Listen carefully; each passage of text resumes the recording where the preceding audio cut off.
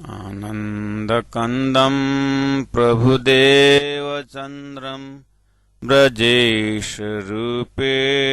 पुरापि जातं प्रविश्य प्राप्तं प्रियप्राणनाथं परेशपुरनं सततं नमामि।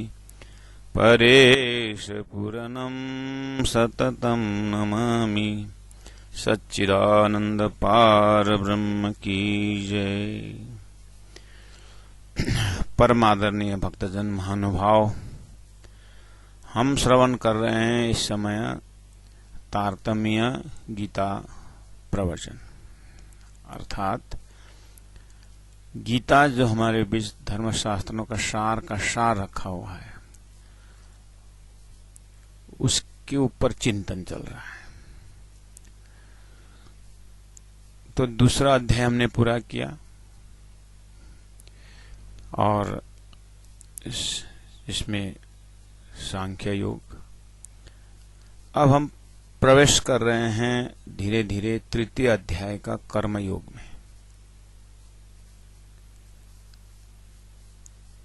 इस तृतीय अध्याय का थोड़ा सा ग्लिम्स, थोड़ा सा संक्षेप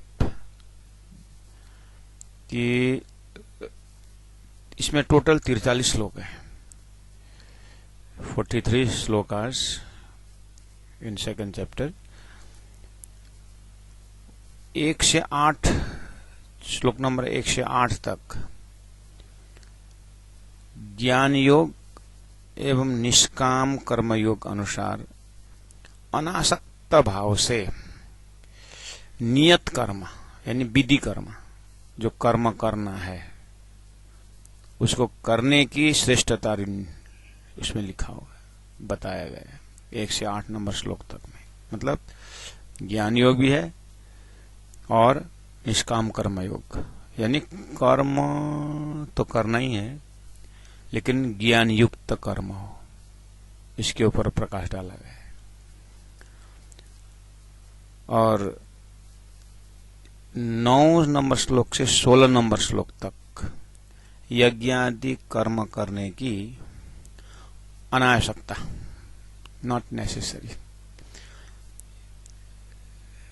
क्योंकि गीता वेदों का सार है। वेदों में बड़े बड़े राजस्व यज्ञ और बड़े बड़े यज्ञों की व्याख्या है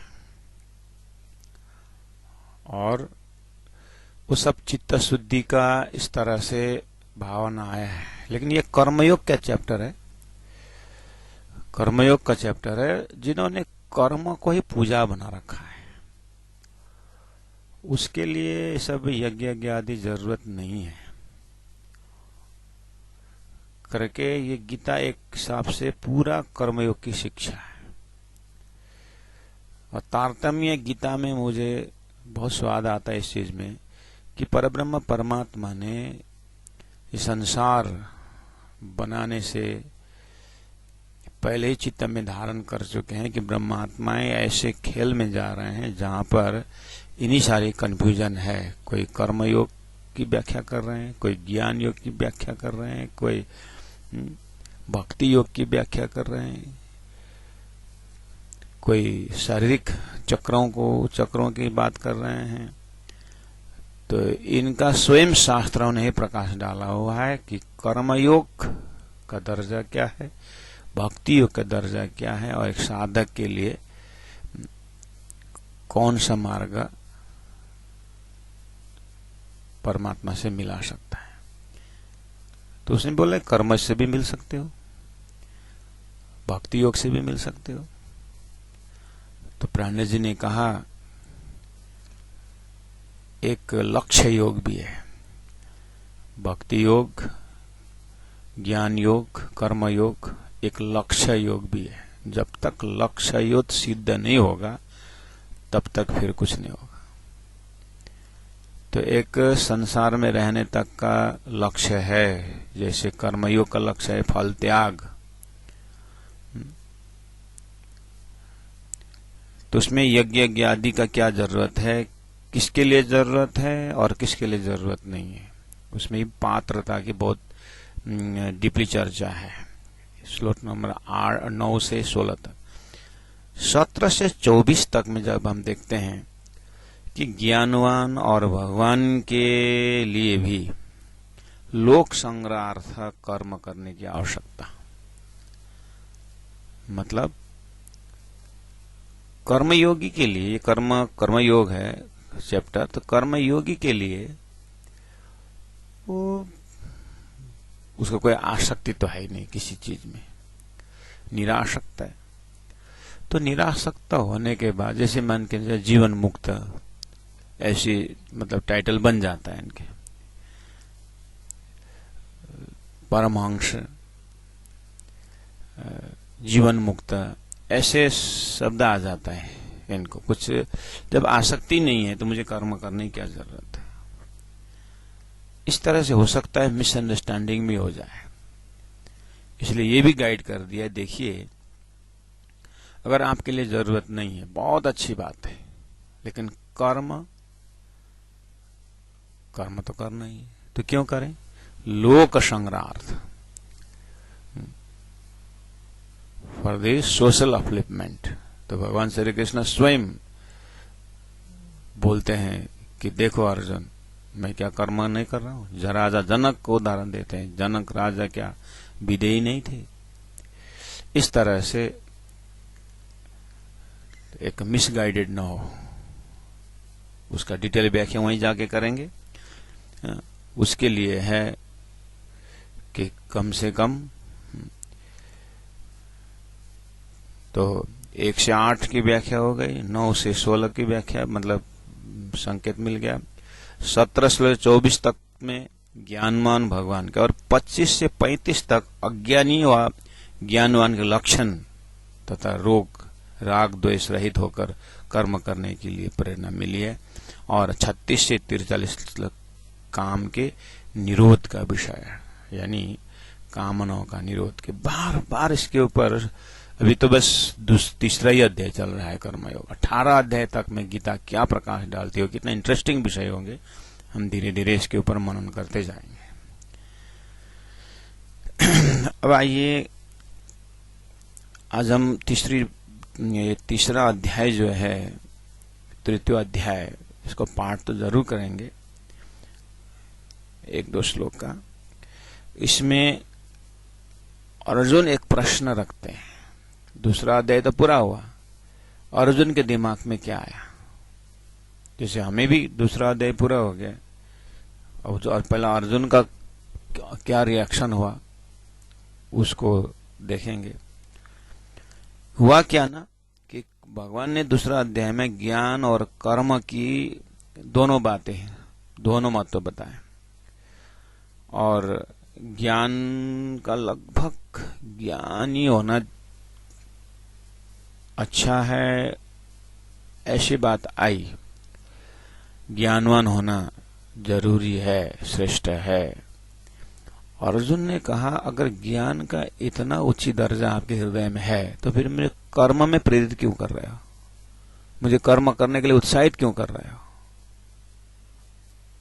ये कंफ्यूजन अर्जुन के अंदर दिखाई दिया। तो अर्जुन प्रश्न पूछते हैं। अर्जुन उवाच ज्यायसि चित् कर्म नस्ते मता बुद्धिर्जनार्दन तत्किं कर्मणि घोरे माम नियोजयसि केशव। हे जनार्दन, हे केशव, चित्त यदि ते आपको कर्मणः बुद्धि ज्यायसी, कर्मणः बुद्धि ज्यायसी अर्थात कर्म की अपेक्षा बुद्धि यानी ज्ञान श्रेष्ठ मता, आपके लिए अगर कर्म की अपेक्षा ज्ञान श्रेष्ठ मान्य है तत्, तो फिर केशव, हे केशव, माम मुझे घोरे कर्मणि किम नियोजसी, ये भयंकर कर्म में मुझे क्यों लगा रहे हो। ये व्यामिश्रेणेव वाक्येन बुद्धि मोहयसीव में, ये व्यामिश्रेण ये मिश्रित ज्ञान, मिले हुए कंफ्यूजन टाइप का।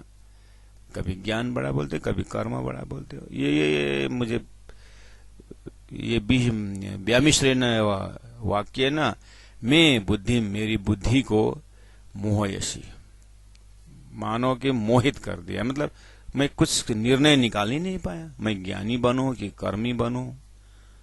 आपके ये व्यामिश्रेण वाक्य ना, ये जो कन्फ्यूजन पूर्ण ज्ञान से मैं कन्फ्यूज हो गया। मेरे बुद्धि के लायक की बात करिए आप। तत् एकम निश्चित्य, मुझे एक बताओ, ये और ये ऐसा मत बोलिए मेरे, ये भी है, ये ऐसा मेरे समझ में नहीं आएगा, मुझे एक बताओ। तत् एकम निश्चित्य, वो भी निश्चित करके बताइए। बदह बोलिए, जिसमें कि ये ना, जिसके द्वारा अहम श्रेया आपनयाम, मेरा मतलब काम बन जाए, मेरा कल्याण हो। मेरे बुद्धि के माफक आप बताइए मुझे क्या करना उचित है। उन्होंने बात छेड़ दी। इसका मतलब आपके दिमाग में ज्ञान का मार्ग भी है, कर्म का मार्ग भी है, हो सकता है और क्या क्या मार्ग है मुझे पता नहीं, लेकिन मेरे लायक एक निश्चित बात करे, तुम ये करो करके मुझे पक्की बात कर दो। मैं ये सब झमेला में नहीं रहूंगा। नहीं लगता है ये अपनी बात है। इस तरह से गीता प्रारंभ होती है, ये जो तीसरा अध्याय है।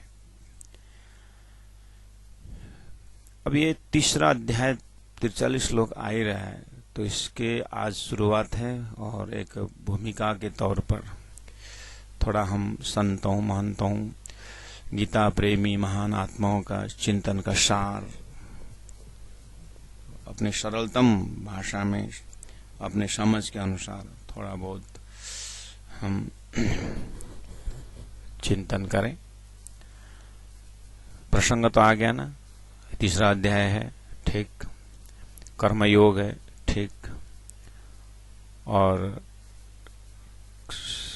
भगवान ने दूसरे अध्याय तक में कर्म की बातें भी की, ज्ञान की बातें भी की, और अर्जुन के दिमाग में आ गया कि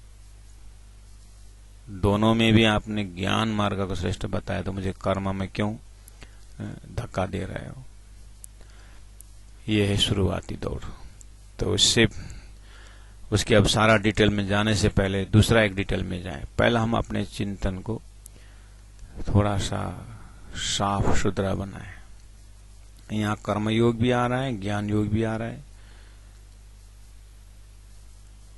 तो दोनों साथ साथ जा रहे हैं। श्री कृष्ण के वचन से अर्जुन भी कंफ्यूज हो रहे हैं, निर्णय नहीं ले पा रहे हैं, तो हमारे भी वही हालत हो सकता है और गहराई में जाएंगे।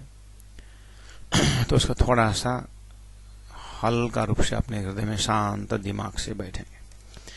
पहली बात तो हम इस चीज को ध्यान दें कि कर्मयोग का मेन मंत्र क्या है।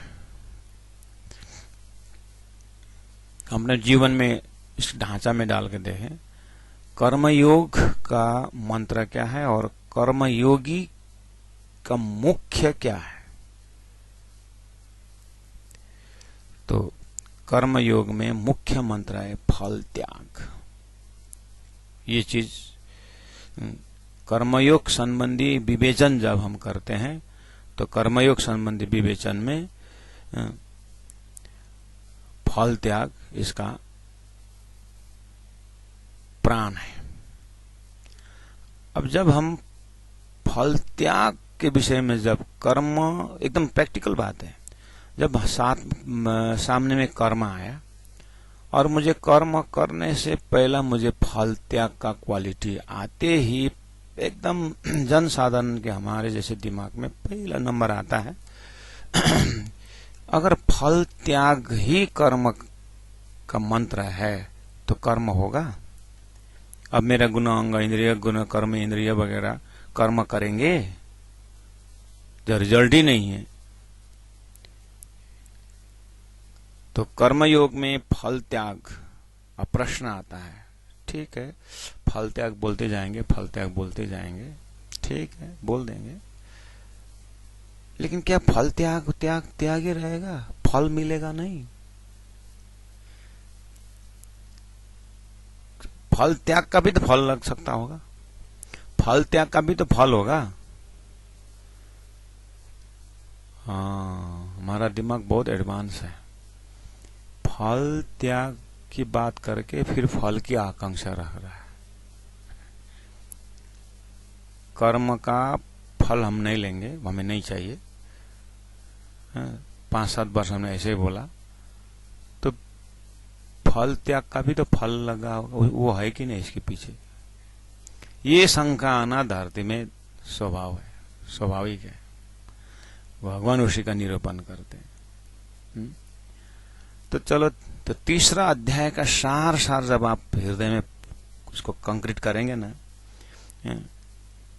तो तीसरा अध्याय पूरा होते होते आपके हृदय में क्या मिलेगा कि कर्म फल को छोड़ने से कर्मयोगी को उल्टा अनंत गुना फल प्राप्त होता है। ऐसा तीसरा अध्याय का फल है। वो क्या रहस्यमय चीज होगा, है ना? हमारे मस्तिष्क में ये प्रश्न आना स्वाभाविक है कि कर्म फल करेंगे, ठीक है, मैंने बहुत फलासक्त हो न हो करके फल को त्याग, जैसे मैंने कर्म किया, उसका भी तो फल लगेगा शायद। तो भगवान बहुत दया पूर्ण भाव से बोलते हैं उसका फल मिलेगा। लेकिन तुम पहले ही कर्म फल के बिना कैसे कर्म होगा? करके तुमने कर्म छोड़ दिया, इसीलिए बात बिगड़ सकती है। तो मेरी कहना मानो, फल को त्याग करके तुम कर्म करते रहो, अनंत गुना फल मिलेगा। इसमें एक जो पुराण का या कहीं मैंने एक लक्ष्मी जी की कथा सुना था, मुझे बहुत टैली लगता है। संतों ने भी और गीता प्रेमियों ने भी इसके ऊपर चर्चा की है। आपको एक रिमाइंडिंग कराऊं, लक्ष्मी जी का ये प्रसंग है उसमें कि उनको वरमाला पहनाना है, मतलब पति चुनना है उनको। तो वरमाला हाथ में लेकर के वो मंडप से, जब उनका नीचे पूरा स्टेज में पूरे राजा महाराजा कौन कौन आया, लक्ष्मी जैसे अब सुंदरी, उनको अब चाहने वाले कितने होंगे, है ना? तो लक्ष्मी ने एक अनाउंस कर दी, मेरा हाथ में जो वरमाला है मैं उसी को पहनाऊंगी या उसी को वर चुनूंगी जो मुझे नहीं चाहता है।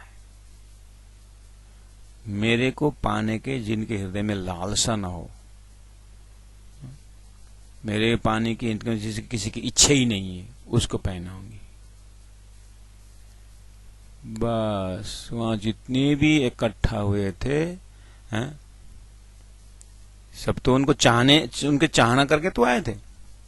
बिना चाहना कौन आए? बिना चाहना न आए तो कहीं बैठा होगा, हैं? तो पूरा राजा महाराजा सूरवीर लोग सब वहां पर देखते रह गए और माला लेकर निकल गए, सब देखते रहे। उसका पहले एक फाइनल वर्ड है कि जो मुझे नहीं चाहता है उसी को पहनाऊंगी। लक्ष्मी निकल गई तो शेष नारायण आराम से सोए हुए मिला और शेष नारायण को माला पहना दी, और आज तक वो उनकी चरण सेवा में, पादुका सेवा में लगी हुई है। सब राजा सब रह गए। उस सब आए थे लक्ष्मी रूपी फल को प्राप्त करने के लिए।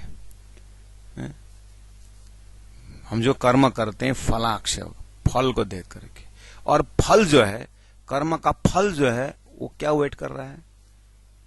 कर्म का फल वेट कर रहा है कि जो मुझे नहीं चाहता है उसके पास फल देने जाऊंगी।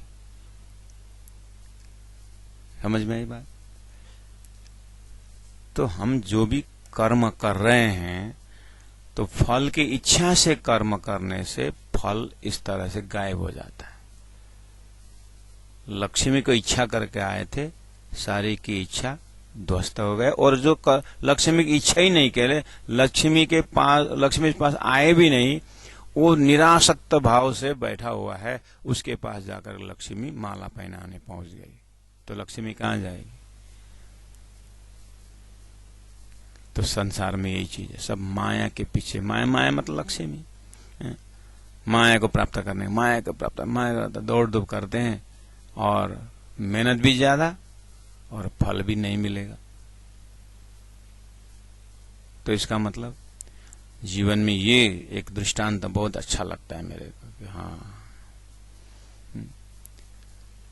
फलासक्त से बहुत नुकसान दिखाई दे रहा है। और नॉर्मली साधारण मनुष्य के जीवन में हम देखें, कर्म कर रहे हैं, सुबह से शाम तक मेहनत कर रहे हैं, एकदम फल के आसपास एक एक सूत का हिसाब हो रहा है। ऐसा लगता है कि ये जो कर्म करने वाला कर्मठ व्यक्ति पूरा ये फल के बाढ़ में घूम रहा है, मतलब उसका लहर आ रहा है उसका, ऐसा लगता है।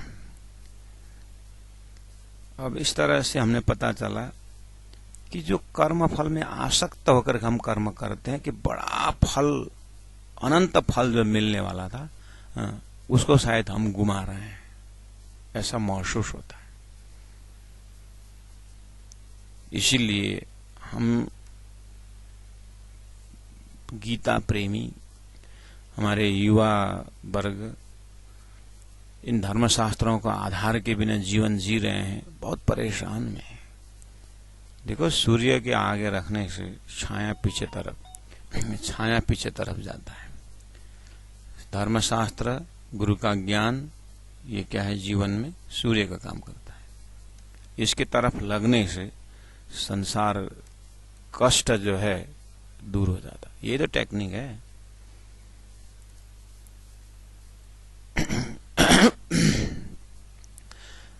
अब हम थोड़ा नजदीक में जाएंगे। कर्म सबको करना है,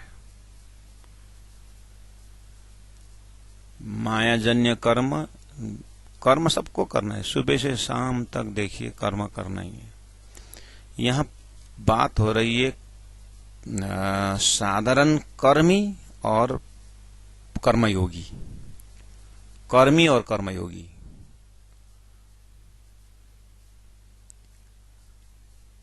क्या चीज इतना फर्क करता है? मतलब कर्मी में क्या ऐसा खजाना है, कर्मी के अंदर क्या ऐसा विवेचन है, कर्मी के अंदर क्या ऐसे तत्व है जो छुपा हुआ होगा, शायद पता नहीं होगा, जो होने से, जो उसको जगाने से वो कर्मयोगी बन सकता हो। इसका मतलब कर्मयोगी बनने का सबका चांस है। मतलब जैसे हम उदाहरण देते हैं कि आशीर्वाद अगर चाहिए तो हम एक फैक्ट्री के उदाहरण देते हैं। फैक्ट्री में से अगर चीनी निकालना है, शुगर फैक्ट्री हो, उसमें से अगर चीनी निकालना है तो गन्ना डालना पड़ेगा।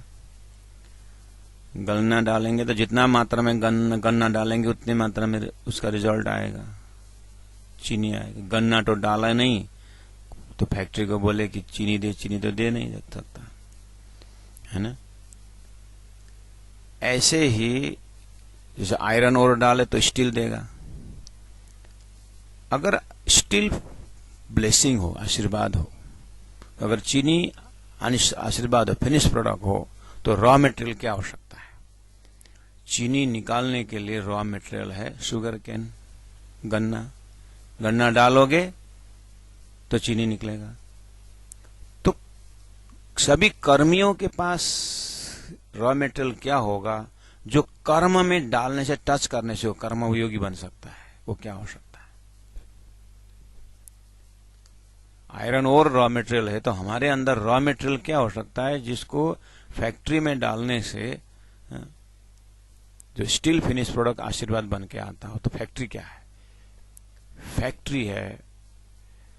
फैक्ट्री है मंदिर, गुरु, धर्मशास्त्र, महापुरुषों शब्द, इसमें रॉ मटेरियल है हमारा श्रद्धा, हमारी विश्वास, हमारी भक्ति, लगनशीलता, समर्पण, ये हमारे पास है। हमारे बुद्धि के अंदर ये खजाना भरा हुआ है। हमारे ऊपर, हमारे अंदर परमात्मा ने स्वतः दिया, एक श्रद्धा चीज दिया है, विश्वास चीज दिया, भक्ति दी रहे, तो उसी में फल त्याग का वृत्ति भी दे रखे है हमारे अंदर। तो अगर हमने श्रद्धा, विश्वास, अगर हमने परमात्मा के अंदर और अपने कर्म के ऊपर वो रखें, तो रॉ मटेरियल डालने पर उसका रिजल्ट आ रहा है।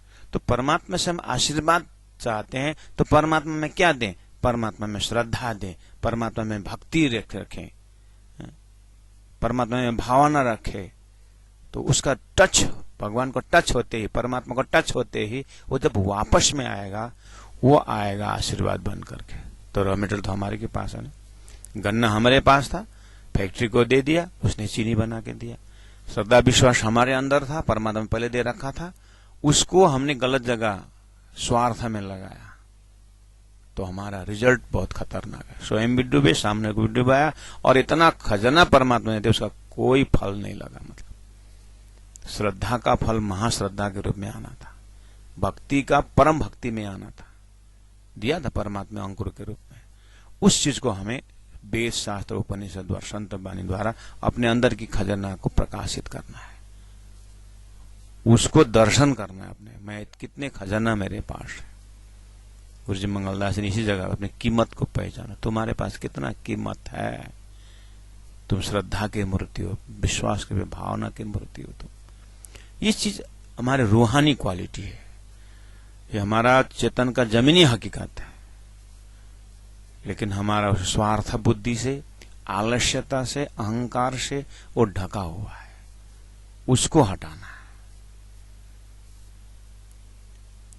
तो हम एकदम नजदीक से इस कर्मयोग चैप्टर का भूमिका के रूप में हम एक मंत्रवत बात कर रहे हैं कि तो फिर सामने में कर्म है और मैं कर्मी हूं, तो इसी कर्म को करते करते, इसी विधि कर्म को करते करते मैं कैसे कर्मयोगी बन सकता हूं, और वही कर्म करते सामने वाला उसका जीवन कर्म में ही कर्मी बन के ही बीत जाएगा। मुझे कर्मी बन के बिताना नहीं, मुझे कर्मयोगी बन करके निकलना है, तो मैं कैसे कर्मयोगी बन सकता हूं? तो कर्मयोगी और कर्मी के बीच में एक फैसला है, वो है भावना।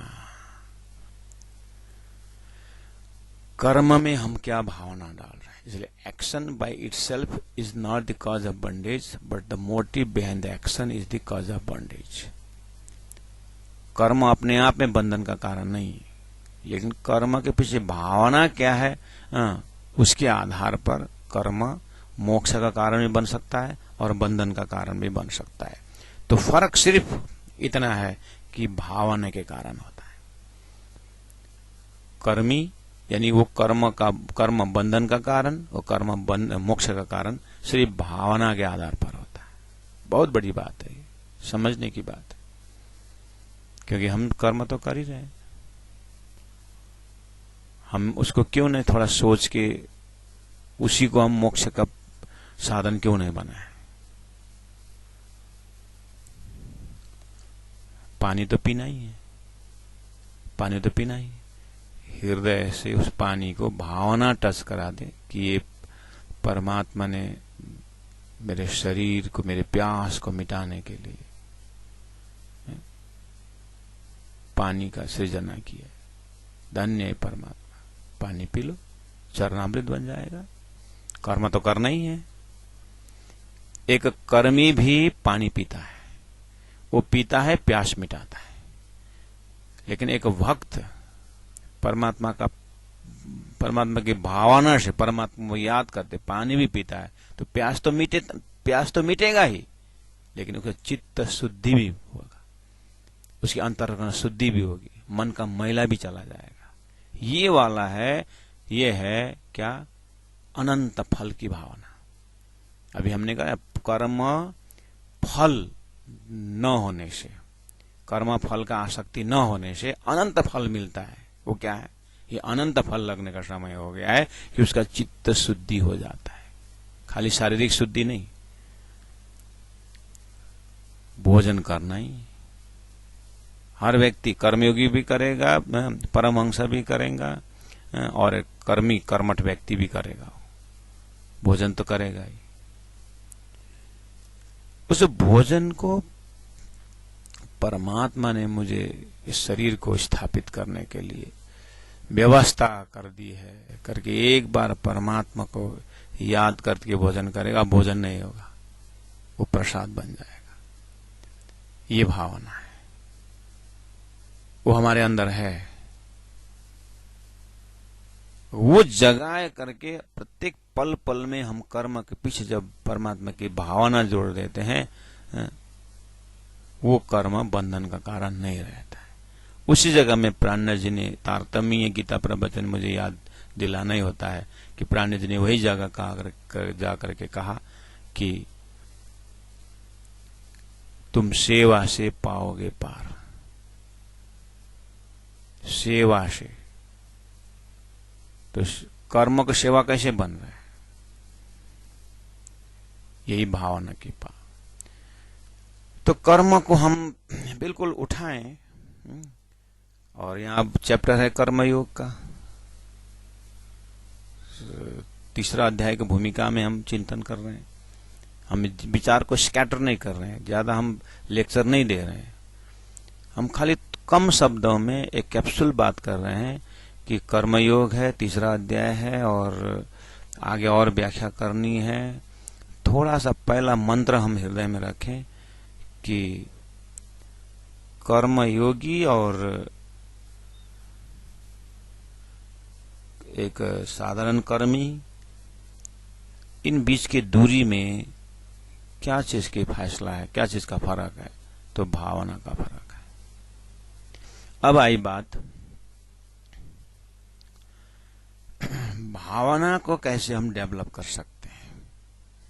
भावना तो है हमारे, उसमें से फल का आनंद कैसे ले सकते? भावना द्वारा अब कर्म फल का आनंद। तो उसी को बोलते हैं स्वधर्म। स्वधर्म को हम स्वधर्म पहला चुन लें, स्वधर्म विधि कर्म हो। एक उदाहरण मुझे हिस्ट्री से एक आता है कि टॉल्स्टॉय जो हुए, उन्हें एक जगह लिखा है, टॉल्स्टॉय ने क्या लिखा है कि लोग ईसा मसीह के त्याग की बहुत स्तुति करते हैं, परंतु ये संसारी जीव तो रोज न जाने अपना कितना खून सुखाते हैं। टॉल्स्टॉय की बात बोल रहा हूं। दौड़ धूप करते हैं, पूरे 2 गधों का बोझ अपने पीठ पर लाद कर चक्कर काटने वाले ये संसारी जीव, इन्हें ईसा से कितना गुना ज्यादा कष्ट, कितनी ज्यादा इनकी दुर्दशा। यदि ये इनसे आधे भी कष्ट भगवान के लिए उठाए तो सचमुच ईसा से भी महान हो जाएंगे। ये टॉल्स्टॉय का चिंतन है। उसने देखा कि लोग ईसा के प्रार्थना तो करते हैं, ईसा के प्रार्थना तो करते हैं, लेकिन ईसा से ज्यादा मेहनत करते हैं और दुख ज्यादा उठाते हैं।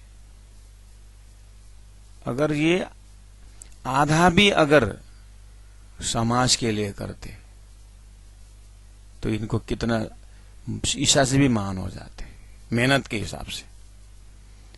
प्राणनाथ जी ने यही जगह कहा, मेरी मेरी करत दुनी जात है, बोझ ब्रह्मांड सिर ले। पाऊ पलक का नहीं भरोसा तो भी सिर सर्जन को न दे। सिर सर्जन को देने का मतलब अहंकार में, सिर में जो अहंकार है, अहंकार युक्त होकर के कर्म करते हैं, उसको समर्पित भाव से क्यों ना करें। गुरु जी मंगलदास जी चलता फिरता कर्मयोगी कह रहे हैं, मेरे जीवन की चिंता करनी हो तो मेरी चिंता समाज सेवा के लिए है। कितनी महान विचार है। आखिर लोग विचार से तो महान होते हैं, चिंतन से तो महान होते हैं। तो चिंतन अपने में सीमित न रहे। इंस्ट्रूमेंट हमारा वही है, कर्म हमारा वही है। कर्म के पीछे जो भावना है, इसको महान बनाना है। वो भावना भी है हमारा, लेकिन उसका इम्प्लीमेंटेशन, उसको प्रकाश में ले आना है, उसको प्रचार में ले आना है, उसको कर्म में दिखाना है, कर्म में टच करना है, कार्य में दिखाना है उस चीज को।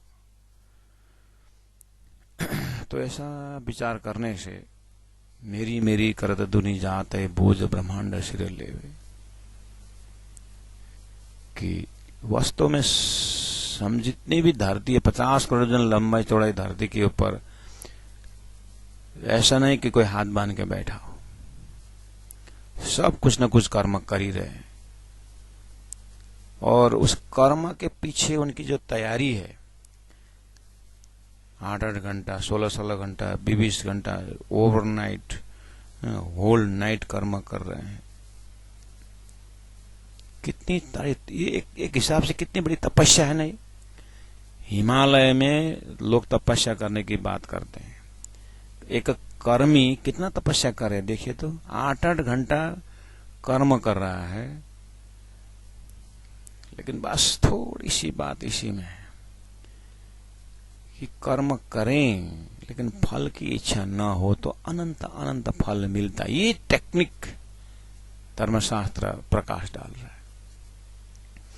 इतना जो कर रहे हैं ना, 8-8 घंटा, 10-10 घंटा कर रहे हैं ना, बात क्या है, परंतु वह होती है एकदम मैं और मेरा गुजरा चले, मैं और मेरा परिवार का गुजरा चले, हम ही, मैं खाऊं मैं लाऊं शुक्रशैल मैं करूं, बस ये मैं छोटा सा एक मैं है, उसकी पूर्ति के लिए इतना ज्यादा कष्ट। उस मैं के जगह में तय हो और परिश्रम उतना ही हो, तो उतना परिश्रम तो भंडार फोड़ के परमात्मा दे देता। ये मैं का पर्दा बहुत है, ये मेरी का पर्दा बहुत बड़ा हो गया। प्राणनाथ जी ने बहुत नजदीक उससे देखा, और उसी को एक टॉल्स्टॉय का कहना भी मैंने कहा, इतना मेहनत अगर थोड़ा समाज के लिए करते, बस वो कर्मयोगी होने का लक्षण है। कर्म तो हर कोई कर रहा है, लेकिन कर्मी और कर्मयोगी के बीच में एक भावना की एक फैसला है, उसको हम किधर मोड़ कर। इसी में ज्ञान चाहिए, इसी में विज्ञान चाहिए, इसी के सत्संग चाहिए, इसी में महापुरुष के जीवन ही चाहिए। हमारा जीवन असाधारण बन जाता है कि अब वो अपने पूरा मेहनत करते हैं और कमाते हैं, ढेर करते हैं, उसके बाद शुरू हो जाता है क्या, हमारी चीज ऐसी ऐसी, हमारे में ऐसे ऐसे चीज है करके वो अब अंदर से उसको योगक्षेमम, अब उसको जो है अपने इकट्ठा करके रखा हुआ है, उसके ऊपर अब ममता शुरू हो जाता है, और अंदर में काम आना शुरू हो जाता है कि मुझे और कमाना है, और कमाना है। गुरु जी मंगलदास जी ने कहा, कमा के कभी पूरा नहीं होता है, कमाई है, जितना कमा उतना कमाई, जितना कमा उतना कमाई, ज्यादा आई तो कोई होता नहीं। अब इसके अंतस्करण में इतनी परेशानी है, ये मनुष्य जी रहा है कि एक कामी लालची लोभी व्यक्ति जी रहा है। उसकी भावना से देखते हैं, ये आनंद नहीं ले रहा है, ये कर्म कर रहा है भयंकर, लेकिन अंदर में दुखी है, परेशान है। क्यों? वो बहुत लिमिटेड एरिया में है, इसलिए थोड़ा खुल करके तो इतना वो मतलब अपने अहंकार का, जो अपने परिश्रम का जो ढेर करके रखा है ना रिजल्ट का, और कर्म का उसका फल उसको चाहत करके उसने बहुत ढेर कर दिया, लेकिन अशांति है। वो अशांति है, उसको और कंपटीशन है और कंपटीशन है। तो ये आनंद कब लेगा? मतलब तो आनंद लेने का क्षण ही नहीं दिखता है। इसको दौड़ा रहा है कौन? अज्ञान। और परमात्मा उसको देख करके हंसते हैं। गुणांग इंद्रिय परमात्मा का, हर चीज परमात्मा का है, और उसने उसको भूल करके अपने में लेकर के मेरी मेरी करत धुनि जाता है, बोझ ब्रह्मांड, यही धनी का प्राण जी मां वाणी में यही कह रहे हैं, वही चीज को। तो इतने सारे ढेर दान इकट्ठा किया है, कर्म ही है भयंकर, लेकिन उस फल में अहंकार का टच है। अहंकार का टच होने से अब वो कर्म फल, मेहनत, कर्म फल, हर चीज बंधन का कारण, दुख का कारण बन रहा है। इसके अलावा दूसरे एक घटना घटाता हूं आपको। आप लीजिए, इसी जगह में आप सुदामा का उदाहरण लीजिए। सुदामा का याद है ना? याद आया? चावल की पोटली लेके भजन भी गाते हैं, और चावल का पोटली ऐसा यहां लेकर के गया है, भगवान के पास जा रहा है। अभी चावल की पोटली भी उसकी पत्नी ने कहा मांग के ले आया है, उसको अपना भी नहीं। लेकिन वो मांग के लिया हुआ चावल में जो भावना देखिए, वो किसके पास ले जा रहा है? भगवान के पास जा रहा है। भगवान टच हो गया है? मांगा हुआ में ऐसे भी अहंकार नहीं है, और वो नहीं है अहंकार में भी ले जा करके वो भगवान को दे रहा है, देने के लिए चल रहे हैं। तो फल क्या मिला? फल क्या मिला? फल क्या मिला? आपको यहां से आगे बोलने की जरूरत नहीं। उनको दरबार मिला, एक संसारी भी उसे भी देखेंगे तो उनको दरबार मिला, भगवान से मिला, भगवान मिले, भगवान का प्रेम मिला, भगवान का दरबार, भगवान ने दरबार दिया। ये कर्म फल का, कर्म फल के बाद लगा हुआ फल है ये।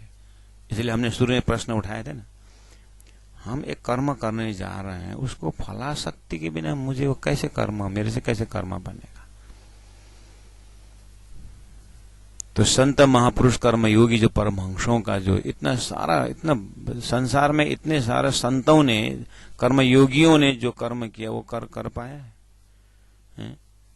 कर्म जो दुनिया कर पाए, साधारण लोग कर पाए? महान महान कर्म हुआ तो आखिर कर्म योगी से तो हुआ, किससे हुआ? फल त्याग से हुआ उनका। ये वाला टेक्निक। उतना ही नहीं, फल त्याग तो उनका स्वभाव बन गया, लेकिन आनंद उनके पास रहा। इसलिए इस जगह में कर्म छोटा हो या बड़ा हो, उसे कोई फर्क नहीं पड़ा। विधि कर्म तो जरूरत है, निषेध कर्म नहीं करना है, उससे पहला वाला चैप्टर है वो। लेकिन विधि कर्म, जो स्वधर्म, जो कर्म जो हम कर रहे हैं, उसका वैसे तो कुछ वैल्यू नहीं है, लेकिन कर्म का वैल्यू तब बढ़ रहा है जब उसमें भावना स्पर्श हो रहा है। गुरुजी मंगलदास जी ने कहा ना, पटिया रखे, उसके ऊपर आपने सारा 64 व्यंजन रखे, अब एक चीज क्या रखना है वहां पर? भावना रखना है। विनोबा भावे जी ने एक बहुत सुंदर दृष्टांत यहां पर दिया हुआ है, मैं आपसे शेयरिंग करता हूं। उन्होंने कहा है कि ये कर्म जो है ना, एक साधारण कागज का नोट है, कागज का पीस है, ये टुकड़ा है। जैसे एक नोट को लीजिए आप, 1 रुपया, 1 पैसा, 2000 का नोट लीजिए, 500 का नोट लीजिए नोट। अब इसमें आप आग जलाइए और इसको पानी गर्म करने के लिए प्रयोग करिए। पानी गर्म होगा? ये करेगा? ये कितना पानी गर्म करेगा?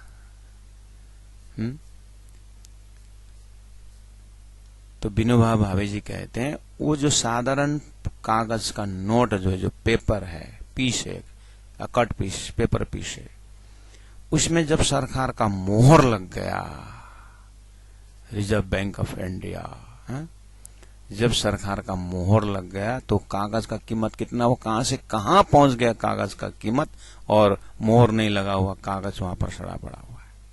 कागज तो कागज ही। ऐसे ही कर्म के पास, कर्म के साथ परमात्मा का समर्पण का मोहर लग जाए, त्याग, फल त्याग का मोहर लग जाए, वो कर्म सेवा बन जाता है। अब प्राण जी कहते हैं तुम सेवा से पाओगे पार। मुखती सेवा तूने सीखूं जो अंतर आड़ो टाल। अंदर का जो ममत्व के स्वार्थ भावना को त्याग दो। जब निस्वार्थ भावना में उतरोगे, अब देखना उसमें परमात्मा का मोहर लग जाता है, आप कर्मयोगी बन जाते हैं। कर्म वही रहता है, उसी कर्म के कारण, अज्ञान के कारण, एक कर्म से वो बंधन, साधारण जीव, साधारण संसारी व्यक्ति कर्म बंधन में फंस रहा है।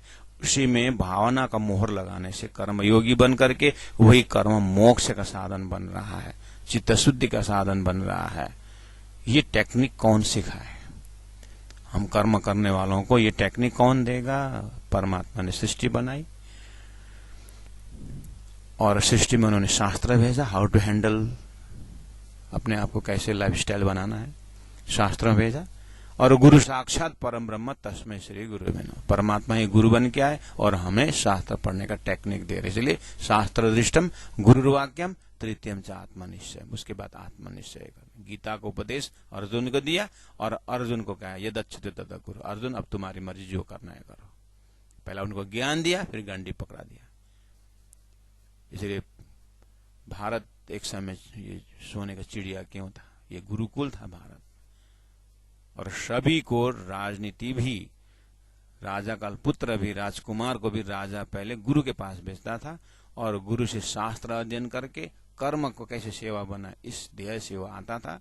और उसको बाल बुद्धि में ये डालने के बाद आगे जब देश की सेवा करता था तो त्याग वृत्ति से करता था। और धर्म का आधार, शास्त्रों का आधार न लेने से, अभी शस्त्र के आधार लेने से आज हर व्यक्ति महान महान पोस्ट में है, विशाल पोस्ट में है, लेकिन स्वयं भी दुखी है, सारा विश्व को दुखी कर रहा है। ये धर्म को न समझने के कारण, धर्मशास्त्र को अपहेला न करने के कारण, ऐसे अपुरुष से धर्म ग्रंथों जिन्होंने परमात्मा ने शिष्य संचालन के लिए दिया, लेकिन परमात्मा के बुद्धि से संचालन न करके अपनी मायावी बुद्धि लगाने से स्वयं भी दुखी और सामने वालों को, स्वयं तो पी करके गाड़ी चलाता है और स्वयं भी नष्ट हो जाता है और सामने में सद्बुद्धि वालों को भी नष्ट कर देता है। ये हालत है। तो हमने वही उदाहरण दिया हमने कि उसमें एक नोट, मैंने बोला ना, आप नोट को बैलेंस कर, पेन में लगा करके, तराजू में लगा करके उसको आप वजन, कितना वजन होगा इसका, नोट का वजन कितना होगा? हम जेब में है वो नोट लेके चलते हैं और ट्रक का ट्रक सामान लेके आते हैं, और ट्रक का सामान हमारे जेब में जाएगा? नहीं जाएगा। एक कागज का टुकड़ा, लेकिन उसमें क्या है? मोहर है। अंडरस्टूड? आपको समझ में आएगा? हमारे बुद्धि में समझ में आ गई। तो कर्म तो एक कागज के टुकड़ा, आप कर्म के तो कुछ विधि कर्म तो आपको लेकिन उसमें परमात्मा का समर्पण का भावना हो ना, बस। अब इसका वजन, आहा, कर्म सेवा बन जाए और उसका वजन तो क्या है? वो ऐसा वजन है कि सारा संसार को भी उठा के चलने का वजन है। दिया तुम्हारा पावे दुनिया 14 तबक। प्राण जी ने ऐसे ब्रह्म सृष्टियों के खजाना को याद दिलाया कि आपके पास कितना समर्पण है पता है, आपके पास कितनी सेवा है पता है। अपनी जाति स्मरण करो। तो इस अर्थ से, इस दृष्टांत से हम अगर देखें, अब इसी को थोड़ा सा विस्तार करके शास्त्रों में दिया तो है भाव, लेकिन एक प्राइमरी, जैसे बड़ा ए लिखो अल्फाबेट, फिर बड़ा ब्लॉक लेटर बड़ा बड़ा लिखो, फिर उसको छोटी छोटी लिखनी सिखाएंगे, फिर जोड़ के लिखनी सिखाएंगे। ऐसे ही शास्त्रों में ये मूर्ति पूजा की बात भी, ऐसे मूर्ति तो अपने आप नहीं, लेकिन फिर भी थोड़ा सा मूर्ति के पीछे भावना रखने की बात शास्त्र में की गई है। भावना की जब चर्चा करते हैं तो गुरुजी मंगलदास जी ने कहा तुम मूर्ति बनाओगे, फिर उसमें प्राण प्रतिष्ठा करोगे, फिर भावना डालोगे, फिर पूजा करोगे। हाँ, मूर्ति दिया कहाँ से, किसने? पहले उसको कॉन्सेप्ट को क्लियर करो, शास्त्रों में है इस चीज को। और मूर्ति देने वाले बाद मूर्ति का खंडन भी किया हुआ है। इसलिए भावना की जब बात आती है, भावना भी सही जगह हो, ये चीज भी देखना होगा। श्रद्धा तो है, भक्ति तो है, भावना तो है मेरे पास, परमात्मा ने विवेक भी तो दिया है, नहीं? विवेक भी तो दिया है। कर्म कर रहा है कत्ल खाने में और बात करता है सत्संग की। इसलिए पहला तो भावना रखने का, इसलिए वो भी तो शास्त्र में गाइड किया है। इसीलिए ऐसा कर्म, विधि कर्म चुने जिसमें भावना रखने से जल्दी हमारा जीव का उद्धार हो।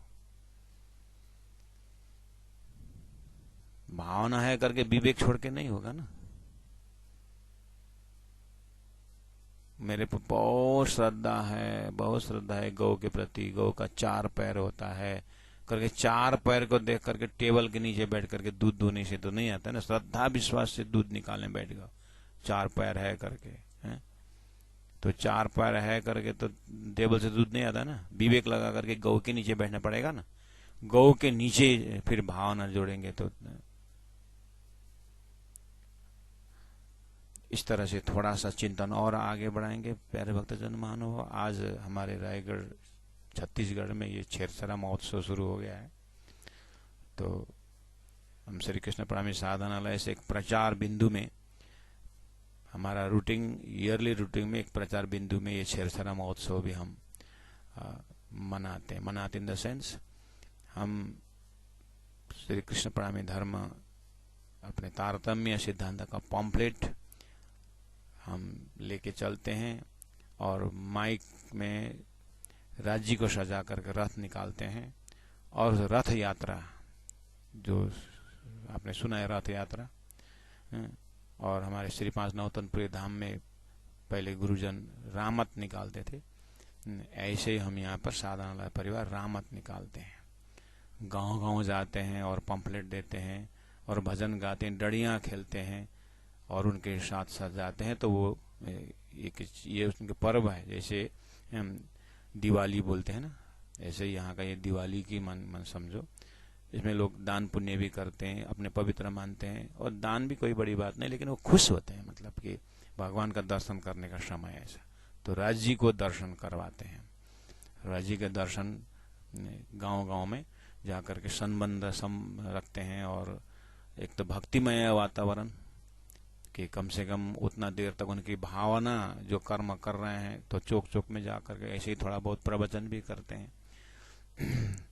तो ये एक लोगों को एक सक्रियता और भावना से जुड़ने के लिए पर्व है, जो आज से प्रारंभ हो रहा है। इसलिए हम निकलने वाले हैं, तो आज का मजल यहीं रख करके कल फिर कोशिश करते हैं। बोलो श्री प्राणनाथ प्यारे की जय, सदगुरु महाराज की जय, तीनों परिधाम की जय, गुरु जी 108 मंगलदास जी महाराज की जय, गुरु जी 108 दीनदयाल जी महाराज की जय। प्रणाम सुंदर सा जी।